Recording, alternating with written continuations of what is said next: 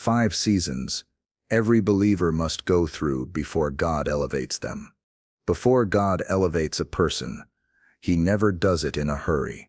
Every promotion from God is carefully prepared in silence. He never gives glory to someone who isn't ready for it. He shapes the person before revealing the plan.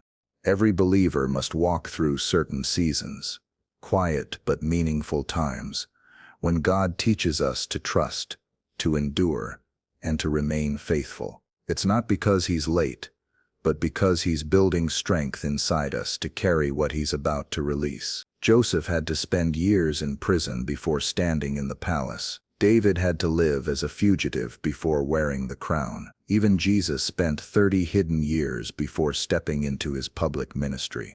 There are seasons that feel like being forgotten, yet those are the most valuable moments.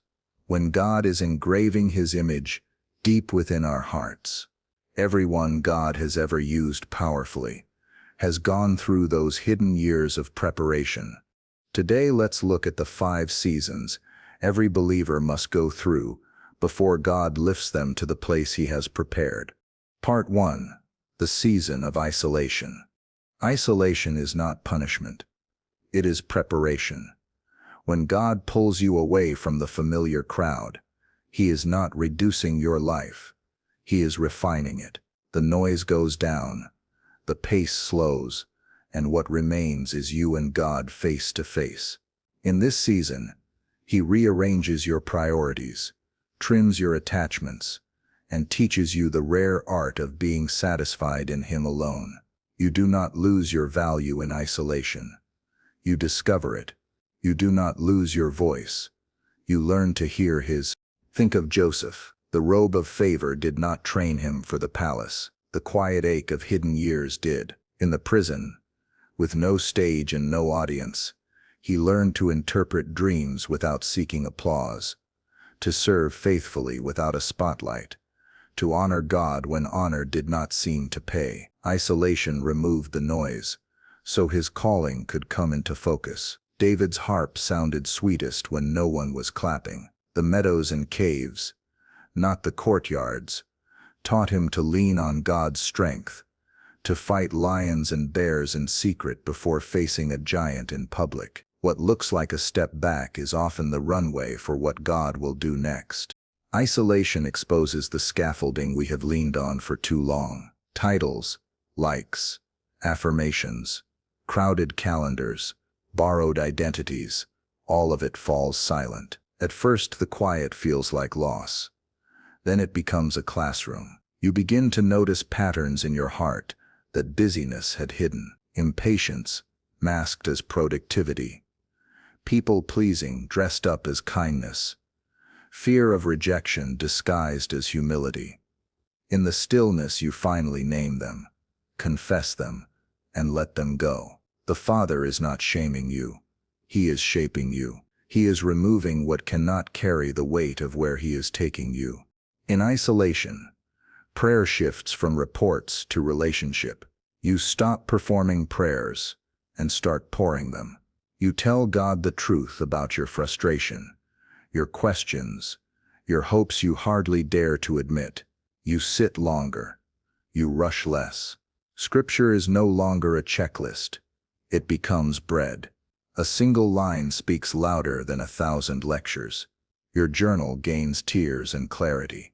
You learn that God's silence is not absence, and His delay is not denial. Roots deepen quietly.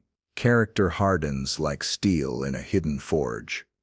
Isolation also redefines success. You begin to prefer obedience over outcomes, presence over platform, impact over image. You recalibrate your yes and your no. You stop chasing every open door and start discerning the right door. Some relationships gently fade, not because anyone failed, but because your path is narrowing to match your calling. You bless them and keep moving. God is teaching you to travel light. The future He is building requires uncluttered hands and an undivided heart. There will be days when loneliness whispers that you are missing out. But look again. While others are visible, you are becoming valuable.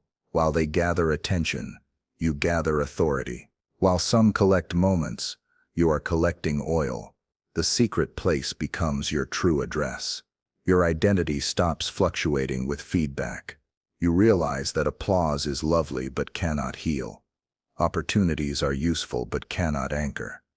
And results are encouraging but cannot define. Only the voice of God can do that. Isolation is also where hidden disciplines take root. Early mornings that shape the day, small fasts that sharpen desire, quiet acts of generosity that free the soul from greed, honest confession that keeps the heart soft, unseen excellence in ordinary tasks that trains your hands for bigger trusts. God watches how you steward what nobody else will ever see. He is not testing you to fail you. He is training you to trust Him when promotion arrives and pressure rises. And then something shifts. The ache of being set apart turns into the strength of being sent. You stop asking when the season will end and start asking what it still needs to teach. You bless the limits because they are building capacity. You thank God for closed rooms because they protect what is still fragile. You begin to sense that isolation is not a cave. It is a womb, not a finish line, a starting gate, not a tomb, a garden before sunrise. When the season changes, you will not leave empty. You will carry a clarified calling, a quieter ego, a steadier soul, and a sharper ear for the shepherd's voice. You will walk out with convictions that do not wobble when critics speak, with compassion that does not vanish when crowds thin, with courage that does not collapse when doors shut. The stage will not seduce you, because the secret place has already satisfied you. The palace will not define you, because the prison already refined you. If you are in isolation today, do not rush it. Name what God is removing. Nurture what He is growing.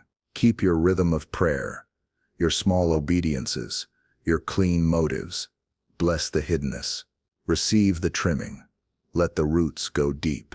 The same God who set you apart will send you out. And when He does, you will discover that isolation was never about keeping you out of the story. It was about writing you into the right chapter, with a heart strong enough to carry the weight of what comes next. Part 2. The Season of Silence.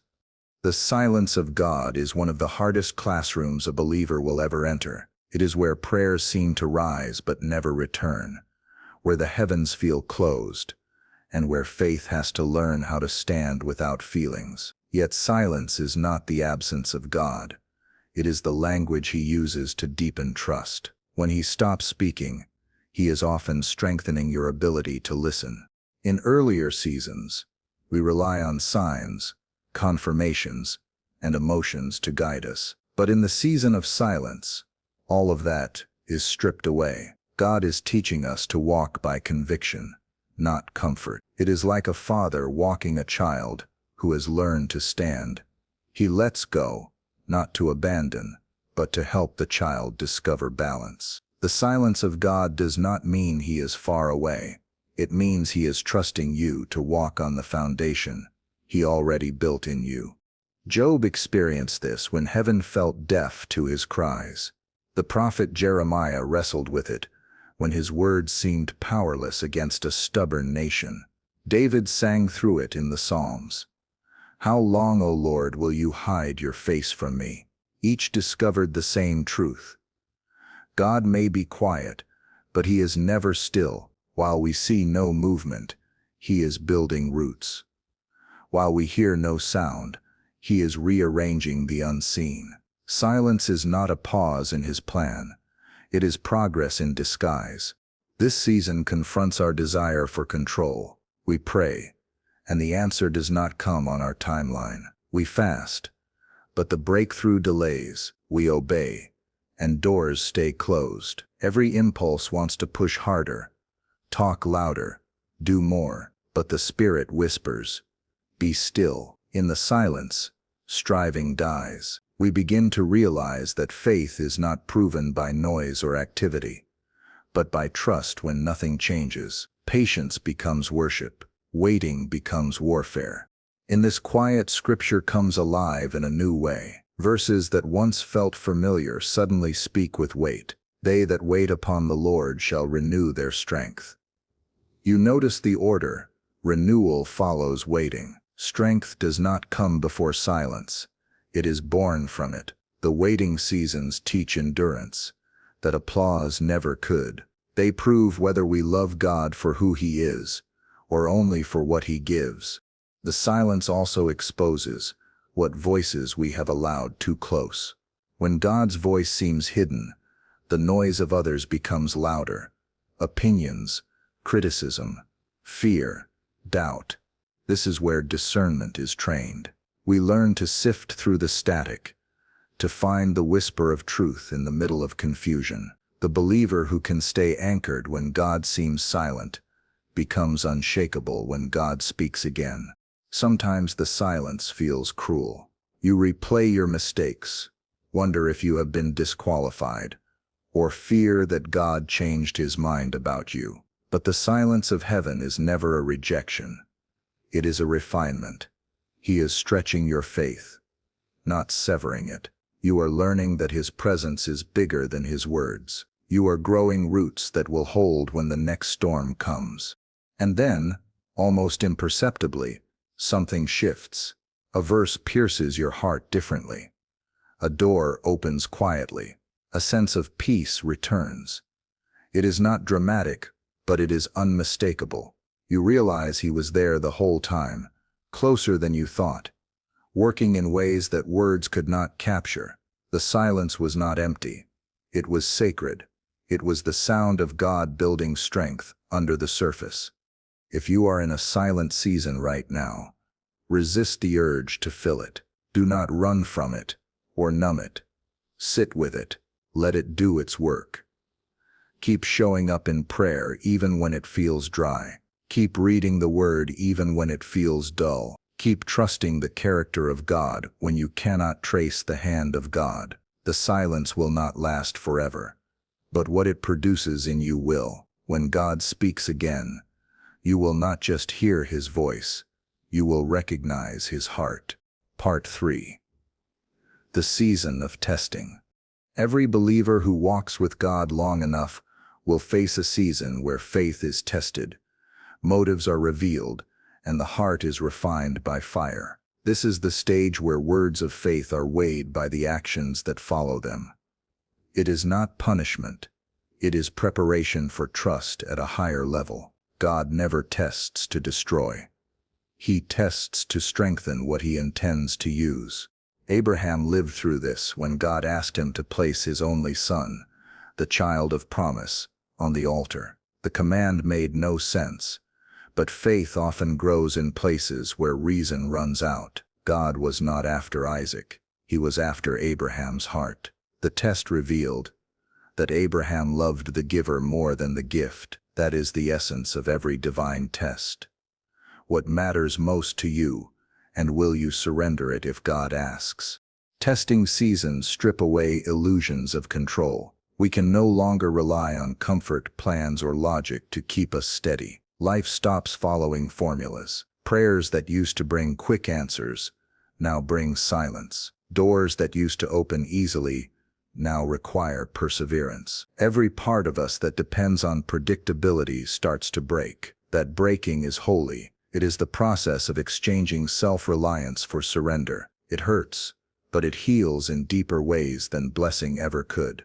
Joseph's life again paints this truth clearly. Betrayed by family, falsely accused, forgotten in prison.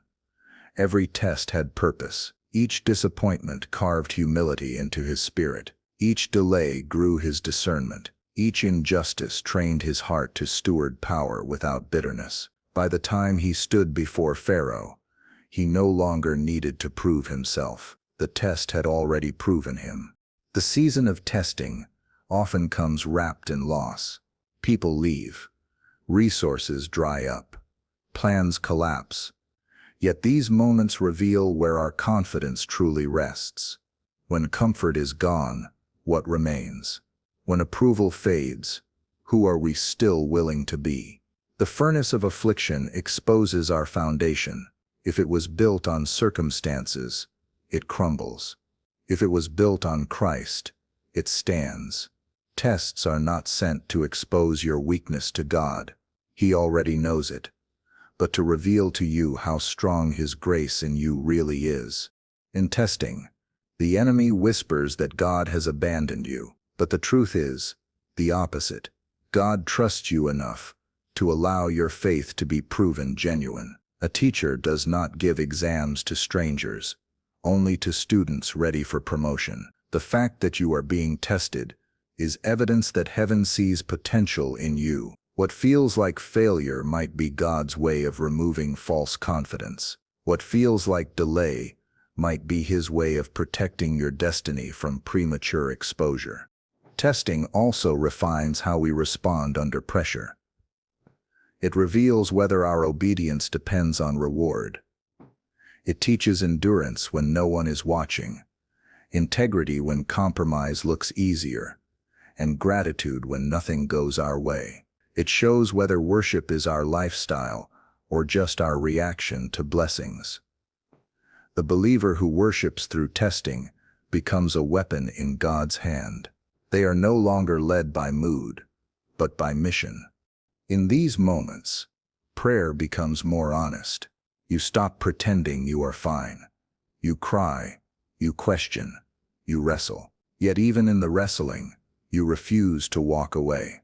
That stubborn faith, the kind that stays when it hurts, is what God calls precious. Heaven celebrates not perfection, but perseverance. Every tear becomes testimony. Every surrender becomes seed for the harvest ahead. The beauty of testing is that it does not last forever. It has an appointed end. Scripture says, after you have suffered a little while, the God of all grace will restore you, confirm you, strengthen you, and establish you. When the smoke clears, you will not just have survived, you will have changed. Pride will have melted into humility. Anxiety will have turned into peace. Doubt will have matured into wisdom. You will know God not just as provider, but as sustainer. If you are walking through a test right now, hold steady. You do not need to understand everything to trust God in it. He is not distant. He is near, taking careful notes on every tear and every choice. Keep obeying, keep forgiving, keep showing up. The test will end, and when it does, the same fire that once frightened you will be the very light that reveals who you have become. Testing may shake your life, but it will never break the hand that holds you. Part 4. The Season of Obscurity. There comes a time when God hides you, not because He has forgotten you, but because He is forming something sacred inside you. It is the season of obscurity, when your effort seems unseen, your service feels unnoticed, and your faithfulness goes unrecognized. Yet this hidden place is holy ground. God hides what He values. Diamonds form in darkness, and so do disciples. Every great servant of God spent years in obscurity. David tended sheep long before he led armies. Samuel learned to hear God's voice as a child in a quiet temple before he ever anointed kings. Ruth gleaned in the fields before she sat at Boaz's table. Even Jesus lived 30 silent years in Nazareth before a single miracle was seen. Obscurity is not wasted time. It is protected time. God uses it to build the character that will sustain the calling. In obscurity, you learn to serve without applause. No spotlight, no titles, no recognition, just small, unseen acts of obedience. It is in this quiet consistency that humility is born. You begin to realize that ministry is not about being known by people, but about being known by God. The unseen faithfulness of today becomes the unseen foundation of tomorrow. When no one is clapping and you still keep showing up, heaven takes notice.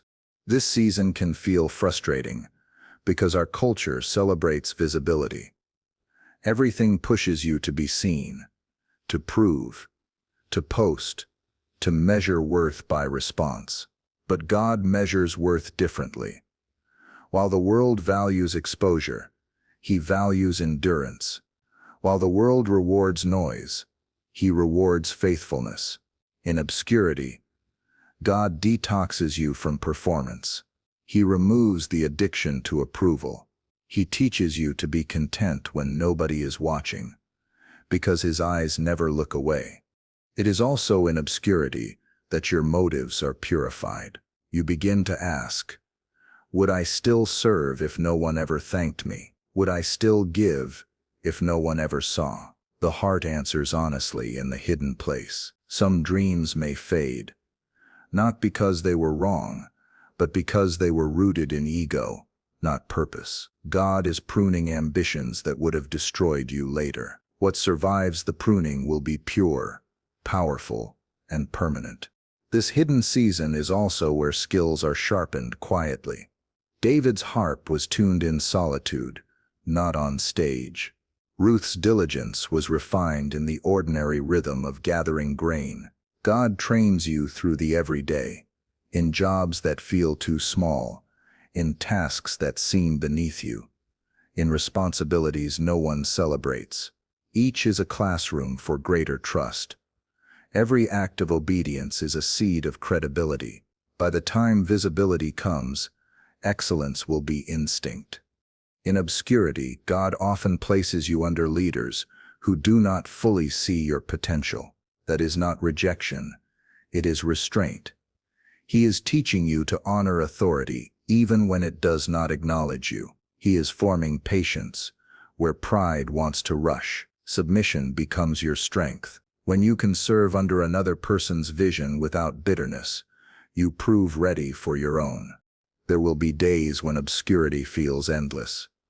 You may wonder if God will ever open a door, if He still remembers your name. He does. The hidden years are not a detour. They are the design. What looks like delay is divine development. The cocoon is not punishment for the caterpillar. It is the only way a butterfly learns to fly. Likewise, your hidden season is the place where spiritual wings are formed, where dependence turns into maturity, and potential becomes power. When the time is right, God Himself will bring you out. You will not have to strive or self-promote. He will call your name when the foundation is ready. Those who once overlooked you will witness what obedience built in silence. The fruit will speak for itself. You will not need to explain the process. The presence of God on your life will make it clear. The same hands that hid you will be the ones to reveal you. If you are in obscurity now, stay steady. Keep doing the unseen work with a clean heart. Keep serving faithfully where you are planted. The hidden place is not smaller. It is deeper. And when God finally brings you into view, you will be ready, not because the world sees you, but because you have already learned to see Him. Part 5. The Season of Transition. Transition is the bridge between where you have been and where God is taking you. It is the space between old comfort and new calling, a sacred middle ground where everything familiar begins to shift. Doors close that once opened easily. People who once walked beside you take different paths. The rhythm that once made sense suddenly changes. It feels unstable, uncertain, sometimes even unfair. Yet transition is not chaos. It is choreography. God is moving you from one chapter to the next, and every change is intentional. When Joseph stepped out of prison into Pharaoh's palace, he did not just change locations, he changed seasons. Overnight his environment shifted, but his character had been built long before. The tests, the silence, the isolation, and the obscurity had all been preparation for this moment. Transition will do the same for you. It reveals whether you can handle what you prayed for, The very habits that sustained you in the wilderness must now expand to sustain you in the promise. Every divine transition begins with a divine disturbance. What once felt right begins to feel restless. The grace for the old assignment starts to lift. You can sense that something is ending, but the next step is not yet clear. That tension is holy.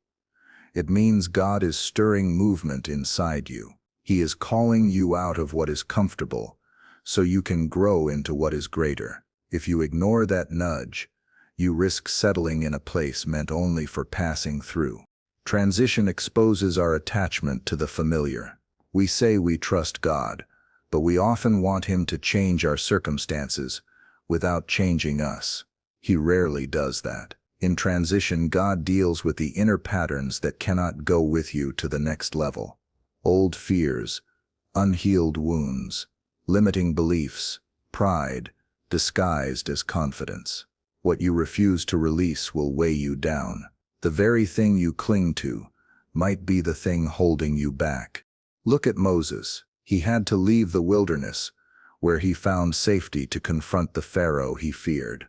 The same desert that trained him could no longer contain him. Transition required courage to step out and humility to depend fully on God again. Change always costs something. Familiarity, comfort, predictability, but it also carries something priceless: renewal. God never calls you out without preparing something ahead. During transition, relationships may shift.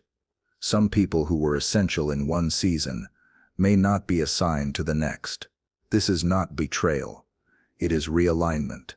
God is adjusting your circle to match your future. Thank Him for those who helped you. Release those who leave, and welcome those He brings. Every season has its companions, but not every companion belongs in every season. Holding on to what God has released will only slow your steps. The hardest part of transition is the waiting between leaving and arriving. You have outgrown the old, but the new has not yet begun. It feels like walking through fog. You can't see far, but you know you can't go back. This is where faith matures. You learn to walk by revelation, not by sight. You stop asking for a map and start trusting the guide. Each step becomes a declaration. Even when I don't see it, I believe He's leading me. In transition, your emotions will fluctuate. Some days bring excitement and vision. Others bring doubt and fatigue. That's normal. Growth always stretches. You may grieve what you're leaving behind, while still longing for what lies ahead. But even in the tension, God's hand is steady. He does not waste movement. He is weaving purpose into every step, even the shaky ones. Remember, Abraham had to leave his homeland before God showed him the destination. The promise came after the movement. As God transitions you, He will often test your obedience in small instructions. Forgive them. Let that go. Make that call. Step through that door. These moments may not make sense now, but each act of obedience becomes a stepping stone toward the new season. You will only see the full pattern later, and when you do, you will realize nothing was random. Every shift had purpose. Every delay hid mercy. Every detour taught direction. When transition ends, you will not just find yourself in a new place. You will find yourself as a new person. The fears that once limited you will no longer speak as loudly. The insecurities that once defined you will have lost their grip. The faith that once trembled will now walk steadily. You will look back and see that the shaking did not break you. It built you. God was not trying to take something from you. He was trying to make something through you. If you are in transition right now, hold on to peace. Let go of what has ended with gratitude, not resentment.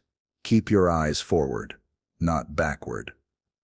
Trust the timing, even when it feels late. God is not just changing your situation.